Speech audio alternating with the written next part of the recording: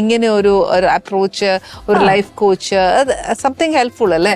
എല്ലാ അമ്മമാർക്കും ചെയ്യാൻ പറ്റാത്ത ചില കാര്യങ്ങൾ ചെയ്യാൻ പറ്റുക എന്ന് പറയുന്നത് സംതിങ് ഗ്രേറ്റ് അല്ലേ? ഐ ഷുഡ് ഹാവ് അങ്ങനെ ഇനീഷ്യേറ്റീവ് എടുക്കുന്ന ഒരു ജനറേഷൻ ആണ് ഇപ്പൊ ഉള്ളത്. ഇപ്പൊ ഒരുപാട് മദേഴ്സ് ഉണ്ട്. അപ്പൊ നമുക്ക് അങ്ങനെ പേരന്റിങ് കമ്മ്യൂണിറ്റീസ് ഉണ്ട്, അങ്ങനെ സംസാരിക്കുന്ന ആളുകളുണ്ട്. അപ്പോൾ ഡിഫറെന്റ് ആയിട്ടുള്ള എങ്ങനെ കുട്ടികൾക്കൊരു അത് നമുക്ക് ജനറേഷൻസ് ആയിട്ട് കൈമാറി കിട്ടിയിട്ടുള്ള ചില ട്രോമകൾ എങ്ങനെ കുട്ടികൾക്ക് കിട്ടാതിരിക്കാം എന്നുള്ള തരത്തിൽ ഹാൻഡിൽ ചെയ്യുന്ന ആൾക്കാരുണ്ട്.